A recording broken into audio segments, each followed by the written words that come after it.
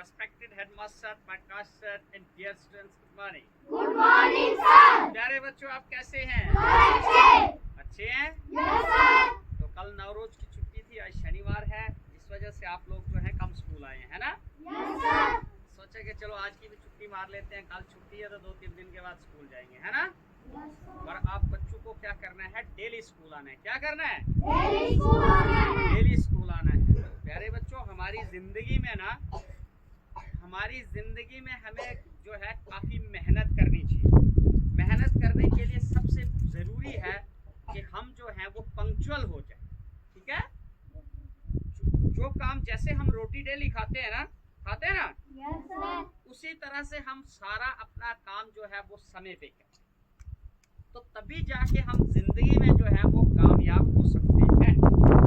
सबसे इम्पोर्टेंट चीज है कि हम अपना जो हमारा कैरेक्टर है, जो हमारा किरदार है, उस पे खास ध्यान दें, ठीक है? अपने माँ बाप की बात माने, अपने टीचरों की बात माने, जिंदगी में कभी झूठ ना बोलें, ठीक है?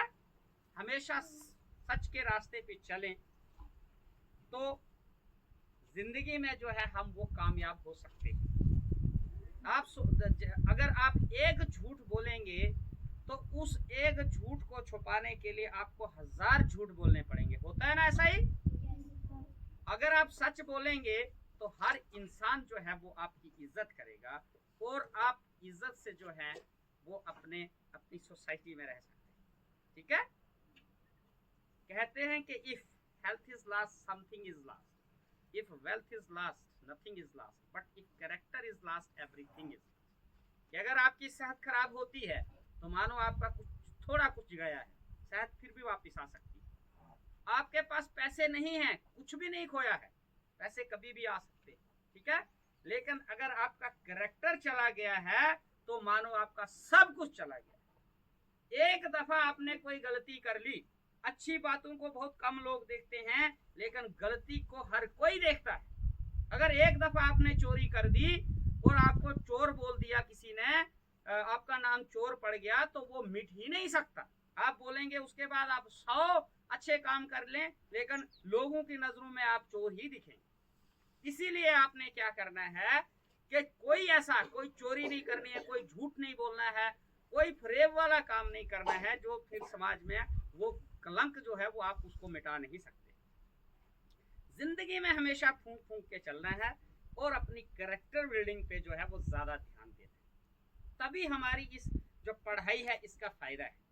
हमें कोई बोलेगा कि ये पढ़े लिखे हैं, पढ़ा लिखा इंसान जो होता है उसकी एक सबसे बड़ी खासियत होती है कि वो वेल कैरेक्टर्ड होता है, ठीक है?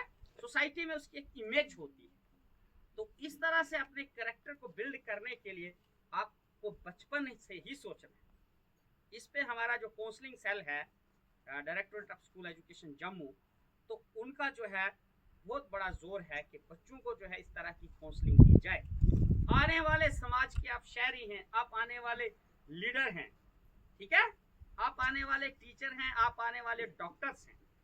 तो जब आप अच्छे होंगे, आपको अपने टाइम का पता होगा, अपनी ड्यूटी का पता होगा, तो सारे लोग जो हैं वो आप पे खुश होंगे। एक डॉक्टर, अगर आप में से कोई डॉक्टर बन गया तो आप लेथार्जिक होंगे, टाइम पे जाएंगे ही नहीं, तो पेशेंट तब तक बेचारा मर जाएगा, ठीक है ना? लेकिन अगर आप अलर्ट हैं, आपको पता है कि मेरी ड्यूटी है, तो आप कितने ही लोगों के काम आ सकते हो, कितने ही पेशेंट्स को बचा सकते हो।